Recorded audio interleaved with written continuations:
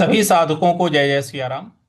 आज हम भगवत गीता के छठें अध्याय के 11वें और 12वें श्लोक का अध्ययन करेंगे। तो आइए शुरू करते हैं। कृष्णाय वासुदेवाय हरये परमात्मने प्रणतः क्लेशनाशाय गोविंदाय नमो नमः। श्री कृष्णं वंदे जगद्गुरुम। जय जय सिया राम। तो आइए शुरू करते हैं। ओम श्री परमात्मने नमः। श्रीमद् भगवद गीता अथ षष्ठोऽध्यायः। श्री भगवानुवाच शुचौ देशे प्रतिष्ठाप्य। यहां देखिए, शुचौ देशे, देशे, यहां पे प पे आघात देना है हमें। देशे प्रतिष्ठाप्य, प्रतिश, प्रतिश, यहां पे प्रतिश पे हमें आघात देना है। ठाप्य, ठाप्य, यहां पे भी हमको आघात देना है, हल्का सा बल लगाना है। तो इसको किस प्रकार से पढ़ेंगे? शुचौ देशे प्रतिष्ठाप्य, शुचौ देशे प्रतिष्ठाप्य। इसके बाद अगला पद है स्थिरमासनमात्मनः, स्थिरमासनमात्मनः। मात, यहां पे भी हमको हल्का सा बल लगाना है। महात्मनः, और विसर्ग जो है उसको ह का उच्चारण ले आएंगे। तो किस प्रकार से बोलेंगे? स्थिरमासनमात्मनः। तो पूरी पंक्ति किस प्रकार से है? शुचौ देशे प्रतिष्ठाप्य स्थिरमासनमात्मनः। इसके बाद अगला पद है नात्युच्छ्रितं नातिनीचं, नात्युच्छ्रितम, यहां पे जो त पे अनुस्वार है उसका न में उच्चारण ले आएंगे। नात्युच्छ्रितं नातिनीचं। अब यहाँ पे जो च के ऊपर जो अनुस्वार है वहां पे अय्या जो आता है, च छ ज झ इया जो लास्ट में होता है, वो वाला उच्चारण ले आएंगे यहाँ पे। तो नातिनी चै, नातिनी चै। तो किस प्रकार से हो जाएगा? नात्युच्छ्रितं नातिनी चै, नात्युच्छ्रितं नातिनी चै। अब ये ऐ जो आ रहा है आगे च है उसके ऊपर ऐ की मात्रा है, ये दोनों को आपस में मिला देगा। तो इसको अगले पद में पद को हम कैसे पढ़ेंगे? चैलाजिन कुशोत्तरम, चैलाजिन कुशोत्तरम। तो इस प्रकार से पूरी पंक्ति कैसे बनेगी? नात्युच्छ्रितं नातिनीचै, चैलाजिन कुशोत्तरम, नात्युच्छ्रितं नातिनीचै, चैलाजिन कुशोत्तरम। इस प्रकार से बोलेंगे इसको। तो पूरा श्लोक कैसे होगा? शुचौ देशे प्रतिष्ठाप्य स्थिरमासनमात्मनः, नात्युच्छ्रितं नातिनीचं, चैलाजिन कुशोत्तरम। इस प्रकार से 12वें श्लोक को देखते हैं। तत्रैकाग्रं मनः कृत्वा। अब यहां पे तत्रैकाग्रं, जो ग के ऊपर जो अनुस्वार है उसका, उसके आगे म है, म का ही उच्चारण लाएंगे। और विसर्ग जो है उसके आगे, विसर्ग के आगे क है तो वहां पे ख का उच्चारण लाएंगे। तो ये हो जाएगा तत्रै, तत्रैकाग्रं मनः, तत्रैकाग्रं मनः कृत्वा, मनः कृत्वा, ख का उच्चारण आएगा यहाँ पे। मनः कृत्वा, तत्रैकाग्रं मनः कृत्वा यता चित्तेन्द्रिय क्रियः। यहाँ पे यक क्रिय, यहाँ पे आघात देंगे, यक क्रिय। तो कैसे होगा? यता चित्तेन्द्रिय क्रियः, यता चित्तेन्द्रिय क्रियः। तो पूरा कैसे पढ़ेंगे? तत्रैकाग्रं मनः कृत्वा यता चित्तेन्द्रियः क्रियः। अगला है उपविश्यासने युञ्यात्। उपविश्यासने युञ्यात्।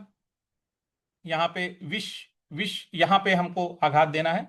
उपविश्यासने युञ्जात्। इसके बाद है योगमात्ममा विशुद्धये। योगमात्मना विशुद्धये। यहाँ मात के ऊपर आघात देंगे, फिर विशुद्ध शुद्ध यहां पर हम आघात देंगे, बल लगाएंगे। तो योगमात्मा योगमात्मा विशुद्धये। योगमात्मा विशुद्धये। इस प्रकार से इसको पढ़ा जाएगा। तो पूरा श्लोक कैसे होगा? तत्रैकाग्रं मनः कृत्वा यता चित्तेन्द्रिय क्रियः उपविश्यासने युञ्जात् योगमात्मा विशुद्धये। इस प्रकार से इसको पढ़ेंगे। पूरा पठन करते हैं। ओम श्री परमात्मने नमः। श्रीमद् भगवद गीता अथ षष्ठोऽध्यायः। श्री भगवानुवाच शुचौ देशे प्रतिष्ठाप्य स्थिरमासनमात्मनः नात्युच्छ्रितं नातिनीचं चैलाजिनकुशोत्तरम् तत्रैकाग्रं मनः कृत्वा यता चित्तेन्द्रियक्रियः उपविश्यासने युञ्जात् योगमात्मा विशुद्धये। इस प्रकार से पूरा इसको पढ़ना है। आइए सभी लोग एक साथ इसका उच्चारण करते हैं शुरू से। ओम श्री परमात्मने नमः। श्रीमद् भगवद गीता अथ षष्ठोऽध्यायः। श्री भगवानुवाच शुचौ देशे प्रतिष्ठाप्य स्थिरमासनमात्मनः नात्युच्छ्रितं नातिनीचं चैलाजिनकुशोत्तरम् तत्रैकाग्रं मनः कृत्वा यता चित्तेन्द्रियक्रियः उपविश्यासने युञ्जात् योगमात्मा विशुद्धये। इस प्रकार से इसका पूरा पठन किया जाएगा। देखिए ये दोनों ही श्लोक एक ही भाव के हैं, इसलिए हम इन दोनों को एक साथ ही पढ़ रहे हैं। तो आगे हम इसके शब्दार्थ पे आते हैं। शुचौ का अर्थ होता है शुद्ध। देशे जो शब्द लिखा है इसका अर्थ है भूमि। देशे का अर्थ लेंगे हम यहां पे भूमि पर। प्रतिष्ठाप्य, प्रतिष्ठाप्य का अर्थ हो गया स्थापन करके। स्थिरम का अर्थ है स्थिर। आत्मनः का अर्थ है अपने। आसनम, आसन को। नात्युच्छितन, नात्युच्छितन का अर्थ है न अधिक ऊंचा। उच्छितन यानी ऊंचा, न अधिक ऊंचा। नाति नीचन, नाति नीचन का अर्थ है न अधिक नीचा। न ऊंचा होना चाहिए न नीचा होना चाहिए। चैलाजिन कुशोत्तरम। देखिए इसमें तीन चीजें जुड़ी हुई हैं। चैलाजिन कुशोत्तरम क्रमशः हैं कुश, मृगछाला। मृगछाला कौन सी? जो अपने आप हिरण या मृग जो मर जाते हैं उनकी छाल होनी चाहिए। ऐसा नहीं कि किसी जानवर को मार करके उसके बाद उसकी छाल लेनी है। ठीक है, यहां पे मृग जो अपने आप मर जाते हैं उनकी छाल। तो मृग छाल पहले कुश बिछाना है, उसके ऊपर मृग छाला मरे हुए मृग का, और उसके ऊपर वस्त्र। इस प्रकार से बिछा करके आसन बनाया जाता है ध्यान के लिए। तत्र का अर्थ है उस, एकाग्रम का अर्थ है एकाग्र, कृत्वा का अर्थ है करके, यत चित्तेन्द्रिय क्रिय, यत चित्तेन्द्रिय क्रिय। देखिए ये दो शब्दों को, तीन शब्दों को मिलाकर के बना हुआ यत चित्तेन्द्रिय क्रिय। चित्त और इंद्रियों की क्रियाओं को वश में रखते हुए, इसका अर्थ हुआ चित्त और इंद्रियों की क्रियाओं को वश में रखते हुए। उपविश्य का अर्थ है बैठकर। आसने का अर्थ है आसन पर। युंज्याद का अर्थ है अभ्यास करना। योगम का अर्थ है योग का। आत्म विशुद्ध है, आत्म यानी अंतःकरण, विशुद्ध है मतलब शुद्ध करना। तो आत्मविशुद्धये का अर्थ हुआ अंतःकरण की शुद्धि के लिए। तो इस प्रकार से पूरा अर्थ दोनों श्लोकों का एक साथ मिला करके क्या बन रहा है उस पर ध्यान देते हैं। अर्थ बन रहा है, शुद्ध भूमि में जिसके ऊपर क्रमशः कुशा, मृगछाला और वस्त्र बिछे हैं, जो ना अधिक ऊंचा है और ना बहुत नीचा है, ऐसे अपने आसन को स्थिर स्थापित करके उस आसन पर बैठकर चित्त और इंद्रियों की क्रियाओं को वश में रखते हुए मन को एकाग्र करके अंतःकरण की शुद्धि के लिए योग का अभ्यास करें। यहां पर भगवान हमें योग का अभ्यास करने, योग का अभ्यास का अर्थ होता है ध्यान करना, परमात्मा का ध्यान करना, क्योंकि परमात्मा के चिंतन से ही हमारा अंतःकरण शुद्ध होता है। इसके अलावा सांसारिक कोई भी चिंतन यदि हम करते हैं तो उससे अंतःकरण शुद्ध नहीं हो पाएगा जब तक कि हम परमात्मा का चिंतन नहीं करते हैं। तो मुख्य क्या है? परमात्मा का चिंतन।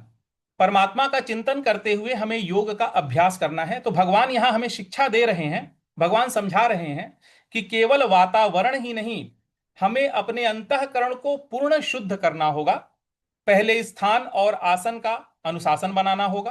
पहले स्थान एकांत होना चाहिए, उस पे अपना आसन शुद्ध होना चाहिए, ठीक है, उसका अनुशासन बनाना होगा। फिर मन और इंद्रियों पर नियंत्रण करना होगा। ये दिखावे के लिए नहीं करना है कि हमें किसी को दिखाना है कि हाँ हम बड़े ध्यानी ज्ञानी हैं, नहीं, ये अपने लिए करना है, हमें दिखावे के लिए नहीं करना है, मन की शुद्धि के लिए हमें करना है। बाहर से व्यवस्थित होना है और भीतर से संयमित होना है। जब तक बाहर से हम व्यवस्थित नहीं होते हैं और भीतर से संयमित नहीं होते हैं, अंतःकरण की पूरी शुद्धि नहीं करते हैं, तब तक हम योग साधना में आगे नहीं बढ़ सकते हैं। तो वही भगवान हमें योग साधना की कुंजी बता रहे हैं कि हमें अपने अंदर क्या क्या धारण करना होगा। तो पहली बात एकांत, दूसरी बात शुद्ध भूमि, तीसरी बात शुद्ध आसन, उस पर जमना है, आसन पे स्थित होना है, शरीर को स्थिर करना है, शरीर हिलना नहीं चाहिए। जितना स्थिर रहेगा, जितना ही मन स्थिर होगा उतना ही शरीर भी नहीं, शरीर हिलेगा नहीं। ये ध्यान में जब स्थित होते हैं तो आभास होता है कि जब आप ध्यान में बैठेंगे और मन जब जैसे जैसे स्थिर होता जाएगा आपका, तो शरीर भी वैसे ही स्थिर होता जाएगा, वो हिलता नहीं है फिर। तो इस प्रकार से अपनी स्थिति बनानी है और अंदर से अंतःकरण को शुद्ध करना है और आत्म संयम में स्थित होना है। सारे इंद्रिय विकारों को से हमें दूर होना है। इतना जब हम करते हैं तो अपने आप ही हमारा जो चित्त है, हमारा जो मन है, जो अंतःकरण है, उसमें परमात्मा की का प्रकाश जो है वो उजागर होने लगता है और हमें उनका धीरे धीरे अनुभव होने लगता है। परमात्मा देखिए वैसे तो दिखेंगे नहीं, हमें अनुभव से ही पता करना पड़ेगा और अनुभव में ही वो आएंगे। और यही इंद्रियां जो आपकी हैं, इसी से फिर भगवान के उस रूप के भी दर्शन होने लगेंगे। तो भगवान इसीलिए हमें ये रास्ता बता रहे हैं, ये शिक्षा दे रहे हैं। तो आज के लिए हम इतना ही रखते हैं। अगले दिन हम अगले श्लोक के साथ मिलेंगे। कृष्णाय वासुदेवाय हरये परमात्मने प्रणतः क्लेशनाशाय गोविंदाय नमो नमः। श्री कृष्णं वंदे जगद्गुरुं। जय जय श्री राम।